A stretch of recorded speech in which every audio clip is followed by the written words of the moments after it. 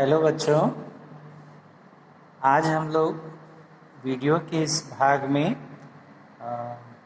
कक्षा 7 के हिंदी फर्स्ट में चैप्टर नंबर 7 हम पंछी उन्मुक्त गगन के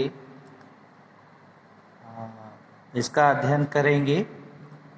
इसके कवि जो है देखिए शिवमंगल सिंह सुमन जी हैं। तो क्या कहते हैं शिवमंगल सिंह सुमन जी, इसमें जो है गुलामी की पीड़ा को व्यक्त करते हैं।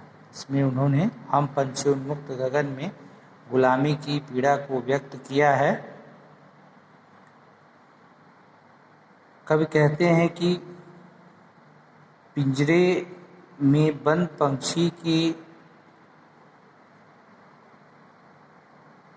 जो उसके हृदय की व्यथा होती है, पीड़ा होती है, वह अत्यंत ही असहनीय पीड़ा होती है। क्योंकि कोई भी व्यक्ति जब गुलामी की जंजीरों में बंधा होता है तो वो अपनी इच्छा से कुछ कर नहीं सकता, उसका विकास नहीं हो सकता। वह स्वयं की सारी इच्छाओं को समाप्त करके उस गुलामी की पीड़ा को बर्दाश्त करता है। तो कवि शिवमंगल सिंह सुमन जी ने इसमें गुलामी की पीड़ा को व्यक्त किया है पंछियों के माध्यम से। देखिए पंछियों के ऊपर ये कविता है कि पंछी क्या कहते हैं। इंसान जो है पंछियों को पिंजरे में कैद कर देता है और उसमें उसको अच्छा अच्छा खाना खिलाता है। देखिए पिंजरा भले ही सोने का क्यों न हो, उसमें हम सोने की कटोरी रख करके खूब अच्छी अच्छी चीज़ें पक्षियों को खिलाएं तो उनको वह अच्छा नहीं लगेगा, क्योंकि उनकी आज़ादी जो है वो छीन जाती है उससे और वह अपनी स्वतंत्रता, अपनी प्रसन्नता उस पिंजरे के अंदर व्यक्त नहीं कर पाते। उनको उस पिंजरे में अच्छे अच्छे पकवान खाने से अच्छा है कि वो खुले आकाश में रह करके जो है स्वच्छंद हो करके तो कहीं का भी अन्न जल ग्रहण कर लें। उनको उस सोने के पिंजरे में रह करके और उस अच्छे अच्छे पकवान से भी अच्छा उनको नीम का वो तीखा फल है वो लगता है। कहीं लाख गुना अच्छा उनको नीम का जो तीखा फल है वो लगता है। देखिए कवि शिवमंगल सिंह सुमन जी की कविता को हम लोग जो है पढ़े थे। एक पैराग्राफ इसका एक्सप्लेन किया गया था पिछले वीडियो में, और जिसमें देखिए हम समराइज कर देते हैं, समझी बता देते हैं। फिर देखिए कह रहे हैं कि हम पंछी उन्मुक्त गगन के, तो हम पंछी उन्मुक्त गगन के। तो इसमें जो है पंछी क्या कहते हैं कि हम पंछी हैं उन्मुक्त गगन की, उस खुले आकाश के पिंजरबद्ध न गा पाएंगे। यानी हम पंछी हैं और खुले आकाश में स्वच्छंद होकर के उड़ने वाले हैं। ईश्वर ने हमको पंख दिया है और उड़ने के लिए, और हम आकाश में उड़कर जो है अपनी प्रसन्नता व्यक्त करते हैं और उड़ते ही रहते हैं। इसीलिए ईश्वर ने हमें जो है पक्षी के रूप में जन्म दिया है। पिंजरबद्ध न गा पाएंगे, और हम इस प्रकार से पिंजरे के अंदर जो है बंद करके गा नहीं पाएंगे अर्थात अपनी स्वतंत्रता को, अपनी प्रसन्नता को हम व्यक्त नहीं कर पाएंगे। क्यों ऐसा वो कह रहे हैं? वो ऐसा इसलिए कह रहे हैं कि उस पिंजरे के अंदर देखिए आगे की लाइनें हैं कि कनक तीलियों से टकराकर पुलकित पंख जो है वो टूट जाएंगे। कनक तीलियों से टकराकर पुलकित पंख टूट जाएंगे अर्थात हम इस पिंजरे के अंदर जो है प्रसन्नता जब व्यक्त करेंगे। अरे प्रसन्नता हम किससे? अपने अपने परों को ही, यानी पक्षी अपने पंखों को फैलाकर के ही आकाश में उड़ते हैं और आनंदित होते हैं, उसी से वो प्रसन्नता व्यक्त करते हैं। और इस पिंजरे के अंदर जब वो अपने पंखों को फैलाएंगे तो पिंजरे की जो सलाखें हैं उसमें टकराकर उनके पंख जो है वो टूट जाएंगे। यानी उनके पंख जो है उस पिंजरे की सलाखों से टकराकर टूट जाएंगे। हम बहता जल पीने वाले रह जाएंगे, मर जाएंगे भूखे प्यासे। देखिए कहते हम पंछी कह रहे हैं कि हम तो बहता जल पीने वाले हैं, हम बंधन में रहने वाले नहीं हैं, हम तो बहता जल पीने वाले हैं, कहीं का भी जल ग्रहण कर लेते हैं। यानी हम उन नदियों के स्वच्छ जल को पीने वाले हैं और कहीं के भी दाने को चुगने वाले हैं। हमें इस बंधन में नहीं रहना, हम इस सोने के पिंजड़े में नहीं रहेंगे। इस सोने का पिंजड़ा जो है ये हमारे लिए क्या है, ये बंधन है, यह हमारी स्वतंत्रता का हनन कर रहा है, इससे हमारी आज़ादी छिन जा रही है। तो हम इसमें रहना पसंद नहीं करते। इसमें रह करके हम अच्छी अच्छी चीज़ों को खाने से अच्छा जो है हम उस नीम के फल को समझते हैं। जो नीम का फल है तीखा, इसको निबोरी कहते हैं। इसमें आया भी हुआ है कि कहीं भली है कटुक निबोरी कनक कटोरी की मैदा से। कहीं भली है कटुक निबोरी यानी कहीं लाख गुना अच्छी है क्या, उस नीम का तीखा फल किससे, उस कटोरी की मैदा से। कनक कटोरी सोने की कटोरियों में, मैदा से अर्थ उसका अच्छे अच्छे खाने से है। मैदा यानी महीन जो आटा होता है उसको मैदा कहते हैं। स्वर्ण श्रृंखला की बंधन में अपनी गत सब उड़ान सब भूले, और कहते हैं कि स्वर्ण श्रृंखला यानी सोने की जंजीरों में जकड़कर हम अपनी स्वतंत्रता को भूल गए हैं, हम अपनी प्रसन्नता को भूल गए हैं, अर्थात हमारा सब कुछ जो है वो समाप्त हो गया है। और अब तो सपनों में ही हम जो है उन ऊंची ऊंची वृक्ष की शाखाओं की फुनगियों पर के झूलों को देख रहे हैं। यानी सब कुछ जो है अब वो स्वप्नों में ही दिख रहा है, यानी सब कुछ जो है उनका खो गया है। अब आइए देखते हैं आगे हम जो है, अब इसको जो है हम बता दिए हैं, थोड़ा सा फिर से आप लोग जो है उसको समझ लें। अब देखिए आगे पढ़ते हम। ऐसे थे अरमान की उड़ते नीले नभ की सीमा पाने, लाल किरण सी चोंच खोल चुगते तारक अनार के दाने। अब क्या कह रहे हैं पंछी, देखिए इन पंछियों का अरमान है, इच्छा है। उनकी क्या इच्छा है कि हम ऐसे ही उड़ते उड़ते अपने पंख फैलाकर उन्मुक्त होकर स्वतंत्र होकर इस खुले आकाश में उड़े और कहाँ नीले नभ की सीमा पाने, और उस नीले आकाश की सीमा को पालें, यानी उसके अंत तक उड़ते उड़ते जो है कहाँ तक पहुँच जाएं, इस नीले नभ की सीमा तक। सीमा मतलब बॉर्डर जो निर्धारित होता है, किनारा लास्ट छोर जो है, तो सीमा तक पहुंचने की बात कर रहे हैं उड़ते उड़ते। साथ इन पंछियों का ये अरमान है कि हम उड़ते उड़ते इस नीले आकाश के लास्ट छोर तक पहुंच जाएं। और क्या करें, और पहुंच करके लाल किरण सी चोंच खोल चुगते तारक अनार के दाने। अब चुगते तारक अनार के दाने, और कह रहे हैं कि उस नीले आकाश के लास्ट छोर तक पहुंच करके हम उन तारे रूपी अनार के दानों को चुगते। इसको जो नन्हे नन्हे तारे जो हैं आकाश में जो टिमटिमाते हैं वो उनको कैसे प्रतीत हो रहे हैं, अनार के दानों की तरह। तो कहते हैं कि हम उस नीले आकाश की सीमा तक पहुंच करके उन तारे रूपी अनार के दानों को चुंगते। और लाल किरण सी चोंच खोल, किस प्रकार से, लाल किरण सी यानी जिस प्रकार सूर्य की किरणें होती हैं लाल, उसी प्रकार हम अपने लाल लाल चोंचों को खोल करके उस तारक रूपी अनार के दानों को चुंगते। होती सीमाहीन क्षितिज से इन पंखों की होड़ा होड़ी। और क्या कहते हैं कि और क्या होता, और जब हम उड़ते तो होती सीमाहीन क्षितिज से। अब देखिए यहाँ सीमाहीन, सीमाहीन का अर्थ है, देखिए सीमा यानी बॉर्डर और हीन लगा हुआ है, यानी उसकी कोई सीमा नहीं है। सीमाहीन, सीमा ही न हो, सीमा से रहित यानी सीमा ही न हो। और क्षितिज, क्षितिज हम उसको कहते हैं जहाँ कहीं पर धरती पर आकाश और धरती जो है मिलते हुए प्रतीत होते हैं, उस स्थान को हम क्या कहते हैं, क्षितिज कहते हैं।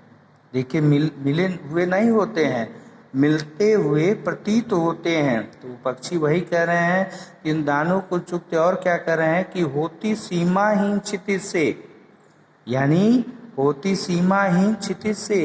इन बादलों को कह रहे हैं, आकाश को कह रहे हैं कि जिनकी कोई सीमा ही नहीं है, यानी वो वहां तक पहुंचने का प्रयास कर रहे हैं। कहाँ तक? जहां पर धरती और आसमान मिलते हुए प्रतीत होते हैं।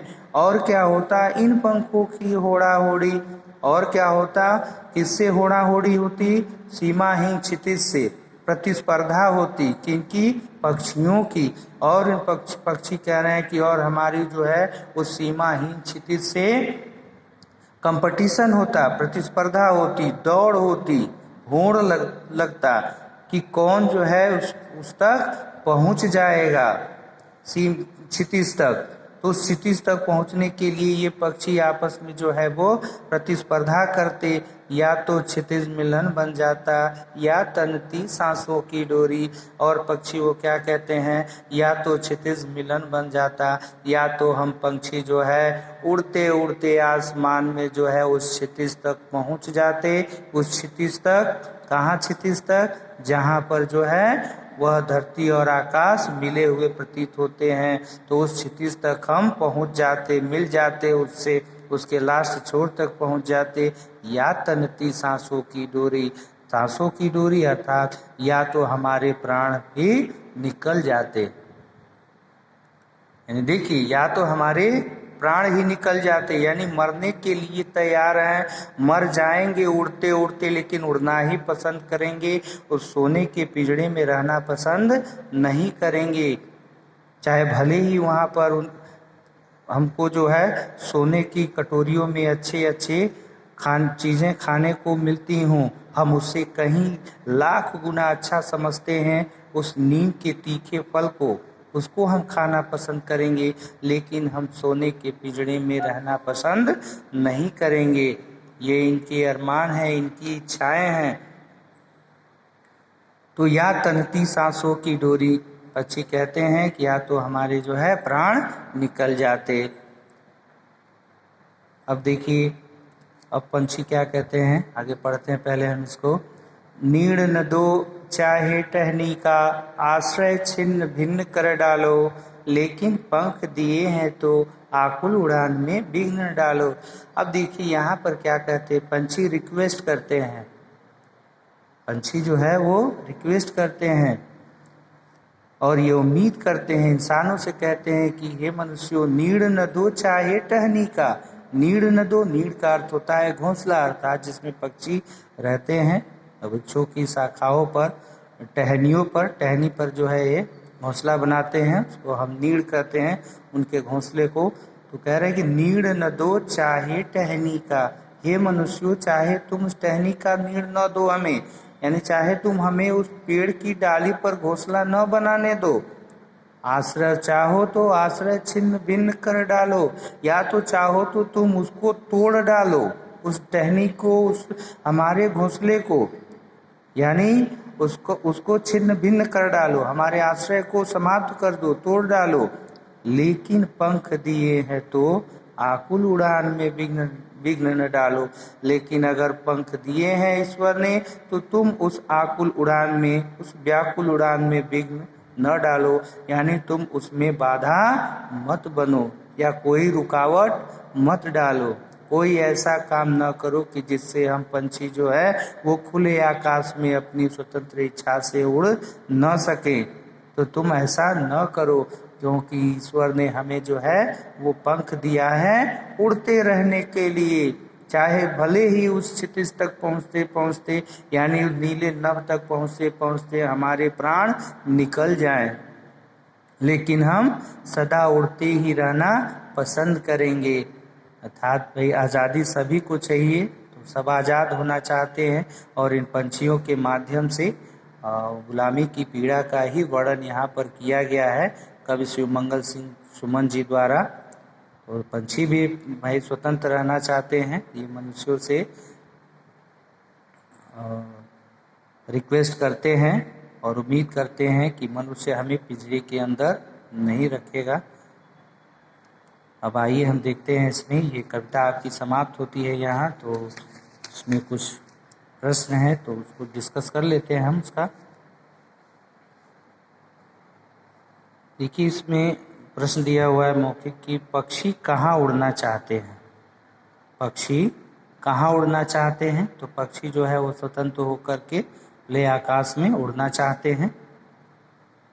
पक्षी को कैसा जल पीना पसंद है? तो पक्षियों को जो है नदी के स्वच्छ जल को पीना पसंद करते हैं पक्षी। ये हम तो बहता जल पीने वाले मर जाएंगे भूखे प्यासे, ये कविता में आपने पढ़ा है। तो बहता जल पीने वाले या नदियों के बहते हुए पानी को वे पीने वाले हैं। पिंजरे में बंद होने पर पक्षी गा क्यों नहीं पाते? तो पिंजरे में बंद होने पर पक्षी कहाँ से गा पाएंगे? जब वह स्वतंत्र ही नहीं है तो अपनी प्रसन्नता कैसे व्यक्त करेंगे? पिंजरे में पंछी जैसे ही अपना पर फैलाने की कोशिश करते हैं वैसे ही उनके पंख जो है उस पिंजरे की बनी हुई सलाखों से लगकर क्या होती हैं? टूट जाते हैं। इसकी वजह से पक्षी गा नहीं पाते। वे पिंजरबद्ध न गा पाएंगे। क्यों? क्योंकि कनक तीलियों से टकराकर पुलकित पंख टूट जाएंगे। इसीलिए पक्षी जो है पिंजरे के अंदर गा नहीं पाएंगे। पक्षियों का अरमान क्या है? तो पक्षियों का अरमान ये है कि हम खुले आकाश में स्वतंत्र होकर के उड़ें और उस नीले नभ तक जो है पहुंच करके तारक रूपी अनार के दानों को, यानी तारे के समान उस अनार के दाने को हम लोग चूंगे और उस क्षितिज तक पहुंच जाएं। और क्षितिज तक पहुंचने के लिए हम प्रतिस्पर्धा करें, या तो हम उस क्षितिज तक पहुंच जाएं या तो हमारे प्राण निकल जाएं। पक्षी अपना नीड़ कहाँ बनाते हैं? तो पक्षी अपना नीड़ जो है वो पेड़ों की टहनियों पर बनाते हैं। नीड़ का अर्थ जो है वो घोंसला है। नेक्स्ट देखिए, लिखित प्रश्न है। लिखित प्रश्न में लघुत्तरी प्रश्न है। पक्षी आकाश में कहाँ तक उड़ना चाहते हैं? तो पक्षी आकाश में कहाँ तक उड़ना चाहते हैं? क्षितिज तक उड़ना चाहते हैं। क्षितिज जहाँ धरती और आसमान मिलते हुए प्रतीत होते हैं, तो वहाँ तक वह उड़ना चाहते हैं। आगे देखिए, आगे जो है प्रश्न में कह रहा है पक्षी को कड़वी निबोरी खाना किसकी अपेक्षा अधिक पसंद है? किसकी अपेक्षा? तो उसकी अपेक्षा, किसकी अपेक्षा? सोने की कटोरियों में कनक कटोरी की मैदा से, यानी सोने की कटोरियों के मैदों से कहीं लाख गुना अच्छा क्या है? उस कड़वी निबोरी यानी नीम का जो तीखा फल है, उस कनक कटोरी यानी सोने की कटोरियों के मैदों से ज्यादा अधिक पसंद है। पक्षी बंद पिंजरे में कहाँ का सपना देखते हैं? तो पंछी जो है बंद पिंजरे में वह तरुकी वृक्ष की फुनगी पर के झूले, यानी वृक्ष की ऊंची शाखाओं के फुनगियों पर के झूलों का सपना देखते हैं पंछी जो है। अगला प्रश्न है, पिंजरे में बंद होने पर पक्षी क्या नहीं कर पाएंगे? तो पिंजरे में बंद होने पर पक्षी जो है वह स्वतंत्र होकर के खुले आसमान में उड़ नहीं पाएंगे। पिंजरे में बंद होने पर पक्षी क्या नहीं कर पाएंगे? अरे स्वतंत्र होकर के वह स्वच्छंद होकर के अपनी इच्छा से आकाश में उड़ नहीं पाएंगे। नदी के बहते जल को वह पी नहीं पाएंगे और अपनी इच्छा से कहीं अन्य के दानों को वो चुंग नहीं पाएंगे। उनकी तो मजबूरी हो जाएगी कि उस पिंजरे के अंदर ही जो मिलना है उसको खाना है, तो ऐसा वो नहीं करना चाहते। आज के वीडियो में इतना ही। नेक्स्ट वीडियो में, सो स्टूडेंट टेक केयर।